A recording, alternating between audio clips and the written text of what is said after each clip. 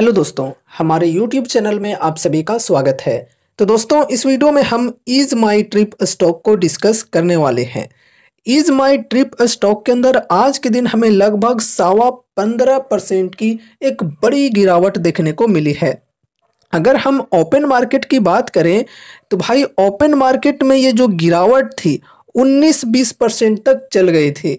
Lower circuit नहीं लगी, लेकिन गिरावट बहुत ही ज़्यादा हुई है आज के दिन स्टॉक में।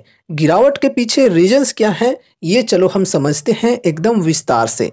तो देखो, हेडलाइन में कही जा रही है ईज माई ट्रिप के शेयर धड़ाम, आई 20% की बड़ी गिरावट, प्रमोटर ने बेच दी 176 करोड़ की हिस्सेदारी। दोस्तों, यहाँ पर एक ब्लॉक डील के जरिए प्रमोटर्स के द्वारा एक बड़ी हिस्सेदारी बेची गई है, लगभग 2.5% की। ठीक है, अगर हम वैल्यू की बात करें तो 176 करोड़ बताई जा रही है। आगे बढ़ते हैं। इज माई ट्रिप के शेयरों में आज यानी कि 25 सितंबर को एक बड़ी ब्लॉक डील देखने को मिली। इस ब्लॉक डील के जरिए कंपनी के प्रमोटर ने ही करीब 176.5 करोड़ रुपये के शेयरों को बेच दिया। जानकारी के मुताबिक इस डील के तहत लगभग 4.6 करोड़ शेयर बेचे गए हैं। इतने शेयर्स बेचे गए हैं और इनकी वैल्यू इतनी है। ठीक है, लगभग 176 करोड़ रुपए, जो कि कंपनी की कुल हिस्सेदारी का 2.6% हिस्सा है। काफ़ी बड़ा हिस्सा आज निकला है। ठीक है, प्रमोटर्स के जरिए यह पूरा ट्रांजैक्शन 38 रुपये प्रति शेयर के औसत भाव पर किया गया। ठीक है, जो कि पिछले डे के क्लोजिंग प्राइस से लगभग 6-7% की मतलब डिस्काउंटेड प्राइस है। तो 38 रुपये के भाव पर 4.6 करोड़ शेयर्स बेचे गए हैं ब्लॉक डील के जरिए। वैल्यू है 176.5 करोड़ की। इस वजह से आज के दिन स्टॉक के अंदर काफ़ी ज़्यादा गिरावटें हमें देखने को मिली है। एंड आगे बढ़ते हैं। ईज माई ट्रिप के प्रमोटर निशांत पिट्टी कंपनी के करीब 15 करोड़ शेयर बेचने की योजना में हैं, जो कंपनी की 8.5% हिस्सेदारी के बराबर है। 38 रुपये प्रति शेयर के फ्लोर प्राइस पर इस डील की कुल वैल्यू लगभग 580 करोड़ रुपये हो सकती है। दोस्तों, अब यहाँ पर समझो, कंपनी के प्रमोटर्स के लिस्ट में एक प्रमोटर हैं निशांत पिट्टी, जिनके होल्डिंग्स की बात करें तो लगभग 28% की है। अभी मैं शेयर होल्डिंग पैटर्न के अंदर इन चीज़ों को डिस्कस करूंगा। तो फिलहाल के लिए ये समझो कि ये जो प्रमोटर हैं इज माई ट्रिप की निशांत पिट्टी, ये 15 करोड़ शेयर्स बेचने की योजना में है। ठीक है, जो कंपनी की 8.5% हिस्सेदारी के बराबर है। मतलब इतने हिस्सेदारी ये बेचने की योजना में है।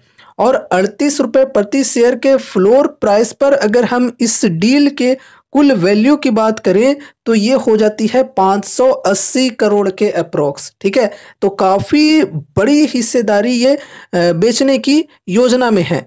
आगे बढ़ते हैं। सूत्रों के मुताबिक इस डील के जरिए कई संस्थागत निवेशक ने हिस्सेदारी खरीदी है। जून तिमाही तक के आंकड़ों के मुताबिक निशांत पिट्टी के पास कंपनी की 28.1% हिस्सेदारी थी, जो कि अभी हमने डिस्कस किया।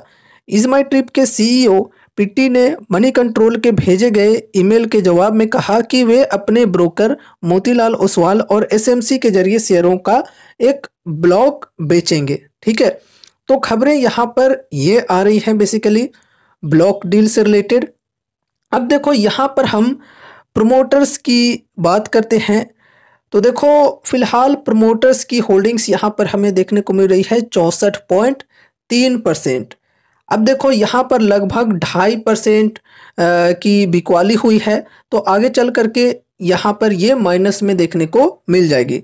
ठीक है, एफआईआईज के होल्डिंग्स की बात करें तो लगभग 2.5% की होल्डिंग है एफआईआईज की। डीआईएच की भी लगभग 2.5% की है। पब्लिक की बात की जाए तो पब्लिक की होल्डिंग यहाँ पर काफ़ी ज़्यादा है। अब यहाँ पर प्रमोटर्स के अंदर की अगर हम बात करें तो देख सकते हो, यहाँ पर प्रमोटर्स हैं निशांत पिट्टी।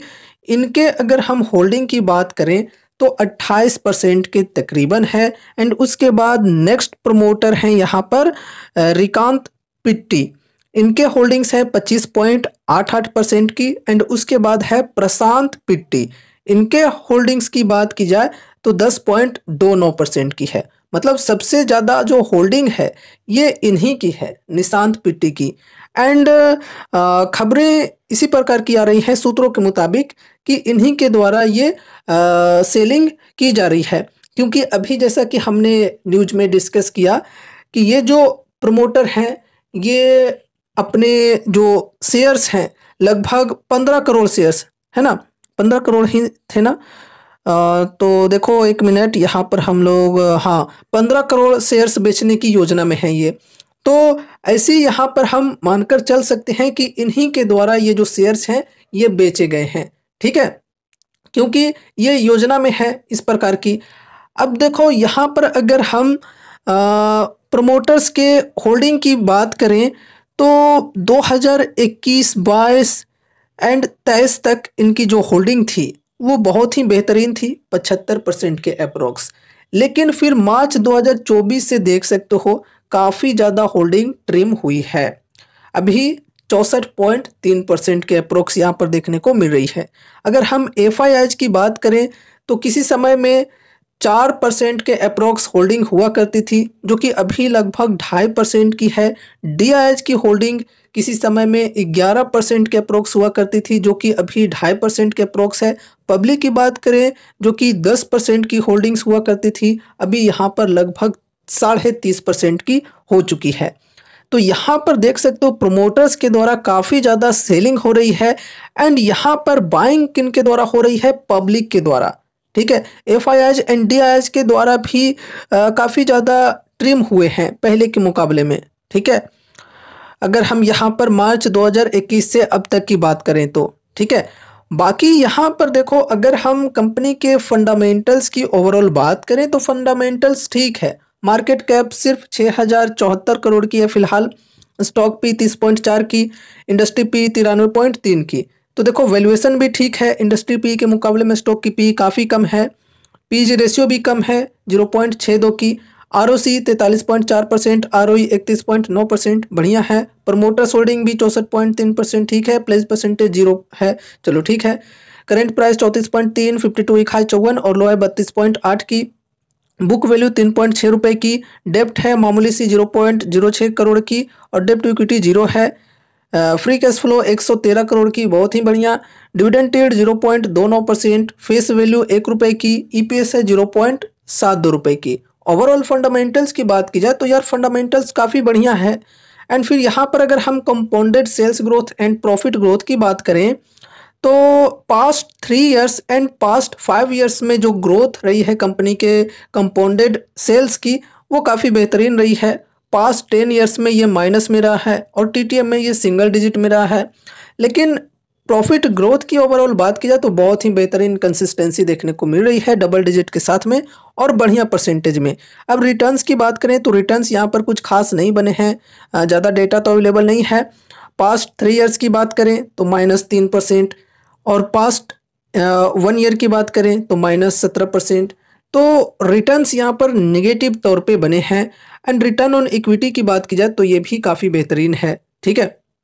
तो दोस्तों ओवरऑल फंडामेंटल्स ठीक है, सेल्स के अंदर फ्लक्चुएशंस हमें थोड़ी देखने को मिल रही है, प्रॉफिट ग्रोथ जो है कंपनी की वो काफ़ी बेहतरीन है। अब देखो गाइस यहाँ पर प्रमोटर से रिलेटेड एक बहुत ही इंपॉर्टेंट टॉपिक को डिस्कस करते हैं। दोस्तों कुछ टाइम पहले कंपनी के प्रमोटर्स के द्वारा इस प्रकार की चीज़ें कही जा रही थी कि हम एक न्यू स्टार्टअप बनाने वाले हैं, जबकि इनकी ये जो कंपनी है ये अभी काफ़ी छोटी है, इनको ग्रो करने में ज़्यादा ध्यान देने की ज़रूरत थी। लेकिन इन्होंने बोला कि हम एक न्यू स्टार्टअप बनाएंगे। तो इस न्यूज को मार्केट ने काफ़ी पॉजिटिवली लिया और स्टॉक के अंदर बढ़िया तेज़ी देखने को मिलने लगी। और फिर क्या हुआ कि प्रमोटर्स अपने शेयर्स को बेच दिए, ठीक है। अब उसके बाद रिसेंटली हमारे पास क्या न्यूज आई थी कि ये जो कंपनी है ये इलेक्ट्रिक बस के अंदर अब एंट्री ले रही है। तो इस वजह से भी स्टॉक के अंदर हमें बढ़िया तेजी देखने को मिली थी, 10-11% की तेजी देखने को मिली थी एक ही दिन में, ठीक है। और 40 के ऊपर लगभग 44 तक स्टॉक प्राइस चली गई थी, लेकिन तेजी जो है वो बरकरार नहीं रही थी। फिर नीचे गिर करके 40-41 के भाव पर लगभग शेयर ट्रेड कर रही थी। तो ये तेजी आने के बाद फिर से अब इस प्रकार की चीज़ें हुई हैं। ब्लॉक डील के जरिए प्रमोटर्स ने अपने शेयर्स को बेचे हैं। तो इस वजह से यहाँ पर इन्वेस्टर्स का जो भरोसा है प्रमोटर्स के ऊपर से उतर रहा है। ठीक है, भरोसा कम हो रहा है। ये चीज़ें यहाँ पर हमें देखने को मिल रही है। बाकी कंपनी के फंडामेंटल्स की ओवरऑल बात की जाए तो बढ़िया हमें देखने को मिल रही है, लेकिन प्रमोटर्स की वजह से इन्वेस्टर्स थोड़े से यहाँ पर निगेटिव हो रहे हैं और काफ़ी ज़्यादा सेलिंग प्रेशर हमें स्टॉक के अंदर देखने को मिल रहे हैं। इसलिए मैं अक्सर कहा करता हूँ यार कि अगर आप इस प्रकार की छोटी छोटी कंपनीज के अंदर इन्वेस्टमेंट करते हो तो उतने ही अमाउंट्स लगाओ जितना कि आप रिस्क लेने को तैयार हो। ठीक है, हमने एक पिछले वीडियो में भी इस स्टॉक को डिस्कस किया था।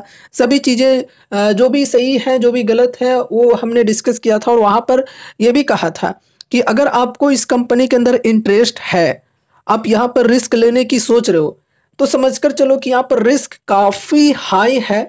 तो इसलिए उतने ही अमाउंट्स लगाओ जितना कि अगर मानकर चलो सारा का सारा अमाउंट डूब भी जाए तो आपको उससे कोई फर्क ना पड़े। ठीक है, तो उतने ही अमाउंट्स लगाने चाहिए इस प्रकार की छोटी छोटी कंपनीज के अंदर। ठीक है, इन्हें as a penny stock treat करके चलना चाहिए। ठीक है, और यहाँ पर आगे देखते हैं मार्केट में कैसी माहौल बनती है। कल के दिन स्टॉक के अंदर बाइंग इंटरेस्ट देखने को मिलता है या नहीं। बाकी तेजी हम यहाँ पर एक्सपेक्ट बढ़िया तभी कर सकते हैं जब इनके जो रिजल्ट्स हैं वो बढ़िया आएंगे। ठीक है, अब सभी कंपनीज अपने Q2 के रिजल्ट्स अनाउंस करेगी, तो ये भी अनाउंस करेगी। तो देखते हैं Q2 के रिजल्ट्स अगर इनके बढ़िया आते हैं तो फिर हमें स्टॉक के अंदर बढ़िया तेज़ी देखने को मिल सकती है। अगर रिजल्ट्स ठीक नहीं आए तो फिर स्टॉक के अंदर हमें गिरावटें देखने को मिल सकती है। ठीक है, एंड मेक श्योर कि अगर आपने यहाँ पर इन्वेस्टमेंट किया है तो अपने पोर्टफोलियो का एक बहुत ही बड़ा वेटेज नहीं दिया है। उतने ही अमाउंट्स आपने लगाया होगा जितना कि अगर डूब भी जाए तो उससे आपको कोई खास फर्क ना पड़े। ठीक है, तो दोस्तों ये रही हमारी आज की video is my trip stock के ऊपर। उम्मीद है कि इस वीडियो के माध्यम से कुछ यूजफुल इन्फॉर्मेशंस आपको मिले होंगे। तो वीडियो को लाइक करके चैनल को सब्सक्राइब कर देना और मिलते हैं अगले नए वीडियोज़ के साथ। तब तक के लिए बाय बाय।